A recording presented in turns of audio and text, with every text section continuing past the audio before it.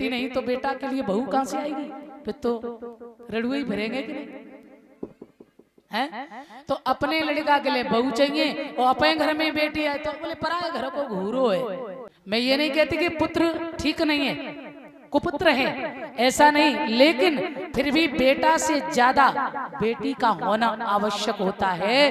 तो हमने एक चीज देखी परीक्षित महाराज, घर में अगर बेटी आ जाए तो ऐसा लगता है जैसे मातम सा छा जाता है। कोई पूछे क्या हुआ तो बड़े रूखे मन से कहते बेटी लड़की हुई। हाँ, और अगर बेटा घर में आए तो अरे बड़े खुशी का ठिकाना नहीं। भैया घर में बेटा आए हो, बेटा आए, कितना कुछ करते हो, बधाइयां डलवाते हो, दान करते हो, सब कुछ करते हो। अगर बेटी घर में आ जाए तो जो बेटी सच में तुम्हारा ख्याल रखती है, जो बेटी 3 कुल को, बेटा 1 कुल को संभाल सकता है, 1 कुल को तार सकता है, बेटी 3 कुल की लाज को रखती है, ध्यान रखना, 3 कुल को तारती है। और फिर भी मैं आपको बता दें, जनक जी के यहाँ बेटा थे और बड़े समझदार अच्छे बेटा पाए थे जनक जी ने, लेकिन फिर भी जब तक जनक जी के यहाँ बेटी का जन्म नहीं हुआ तब तक जनकपुर में अकाल पड़ा रहा।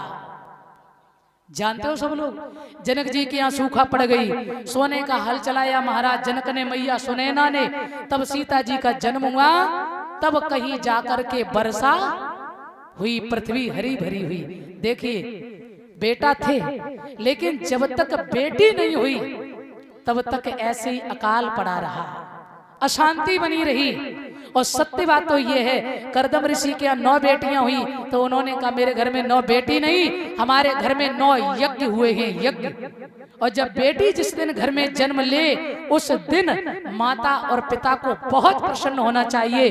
और समझ लेना ये यज्ञ तो कई लोग मिलकर के करते हो, लेकिन जब बेटी घर में जन्म लेके आती है तो समझ लेना उसी दिन यज्ञ का पूजन, भूमि पूजन हो जाता है। तो बेटी का होना आवश्यक है कि नहीं है बताओ। और मैं क्या क्या आपको बताए, ऐसी ऐसी माताएं हमने देखी हैं कि बेटी गर्भ में आए, चेक कराया, बेटी का पता चल गया तो उसकी हत्या ही करवा दी।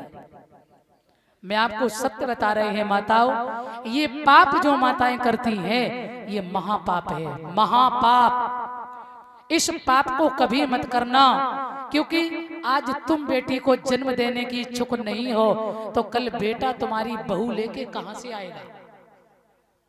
है भाई, बेटे के लिए बहू चाहिए कि नहीं? जब बेटियां ही नहीं रहेंगी तो तुम्हारा धर्म, ये संसार, ये गृहस्थी, ये ब्रह्मा की सृष्टि जो बनी है, माता और पिता नर मादा रूपी, तो इसका क्या होगा?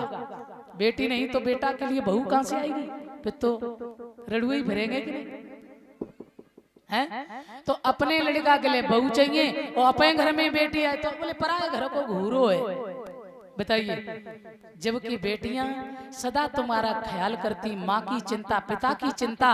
और बता दें, जितना हाथ उठा के बेटी को दे दोगे उतना ले जाएगी, और फिर भी उसे चिंता रहती है, अपनी भाई की भी, सबकी चिंता रहती है। और जिस लड़के को लड़के जो लड़के भी तुमसे सब ले लेंगे उसको कहते लड़के, ध्यान रखना।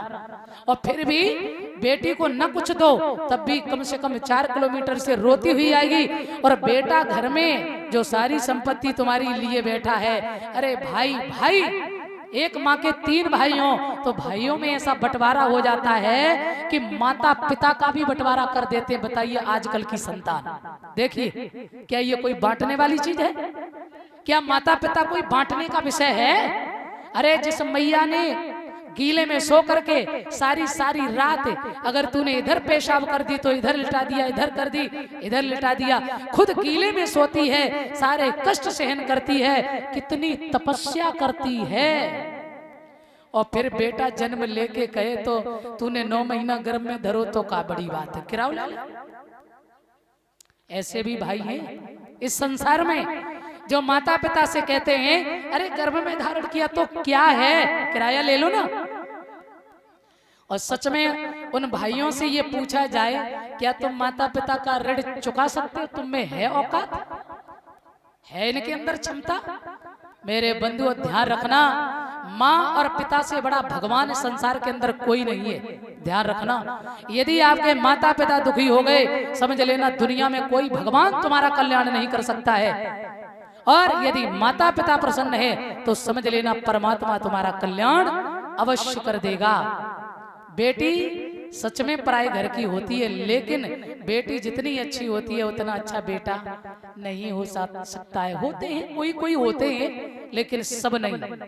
और फिर भी बेटियों को, और इधर जनक जी क्या कह रहे हैं, जनक जी के यहाँ जब बेटी हो गई, जानकी जी जन्म ले ली, किसी ने पूछा अजी आपके घर में क्या हुआ है? बेटी।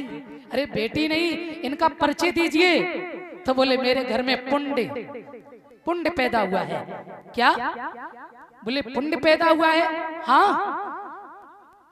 और दशरथ से पूछा गया, जब दशरथ के यहाँ भगवान श्री राम का अवतार हुआ, दशरथ से पूछा गया तुम्हारे घर क्या हुआ? बोले हमारे यहाँ पुण्य, क्योंकि ये तपस्या से ही पुत्र और पुत्री मिलते हैं। इतना तप करना होता है, कितने माता पिता कष्ट सहन करते हैं, तब जाके संतान मिलती है। तो क्या वन का तप नहीं है? 9 महीने माँ तपस्या करती है, तभी तो बच्चे को जन्म देती है। तो ये पुण्य नहीं तो क्या है? और ये गोस्वामी जी ने लिखा है।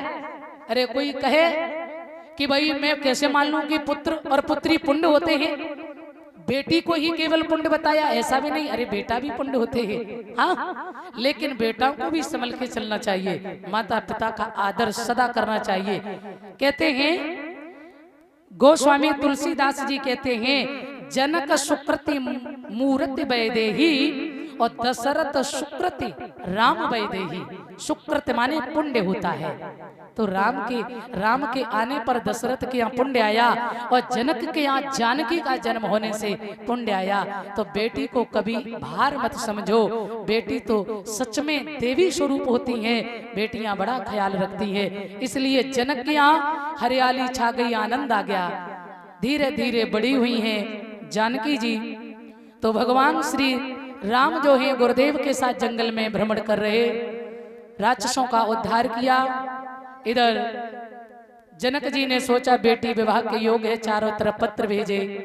मेरे सज्जनों, विश्वामित्र के यहाँ भी भेजा, भगवान श्री राम चले हैं। तो जंगल में क्या देखा, आगे बढ़े, गौतम ऋषि की पत्नी अहिल्या जो है श्राप से पत्थर की हो गई। राम जी ने पूछा क्या है? बोले ये गुरुदेव ये क्या है? बोले ये गौतम ऋषि की पत्नी अहिल्या है, श्राप से पत्थर की हो गई, जरा अपनी चरण रज से इनका कल्याण करो।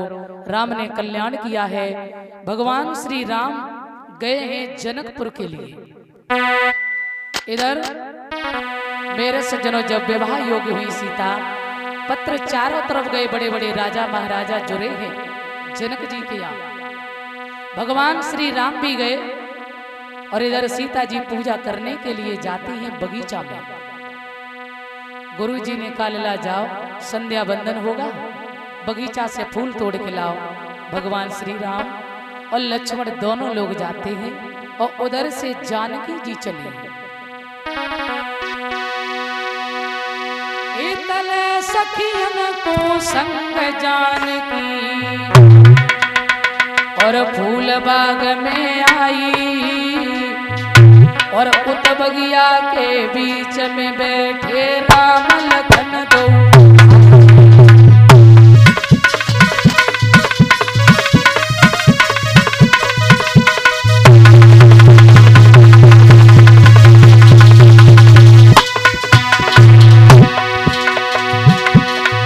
इतला सखियन को संग जानकी,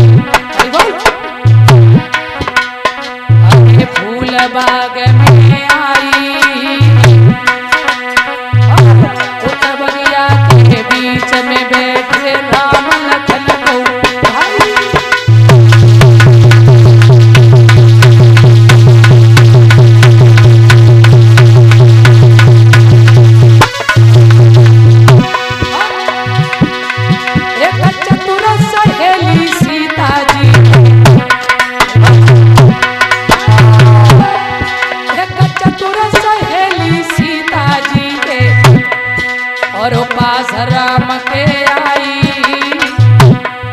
और देख राम को चतुर सहेली लौट भाजती आई।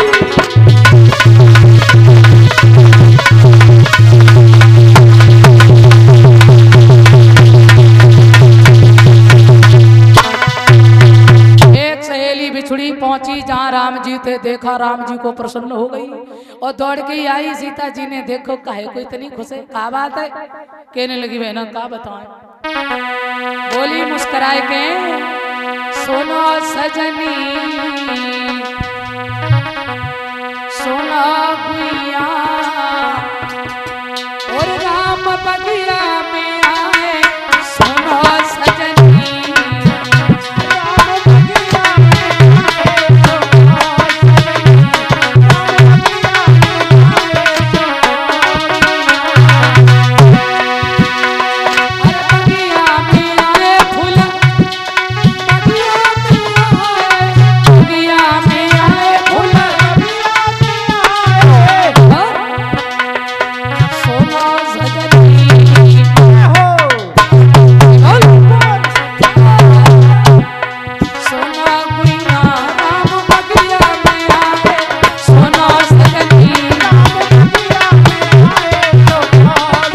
अगर सीता जी नहीं आती तो जनकपुर में क्या हो रहा था?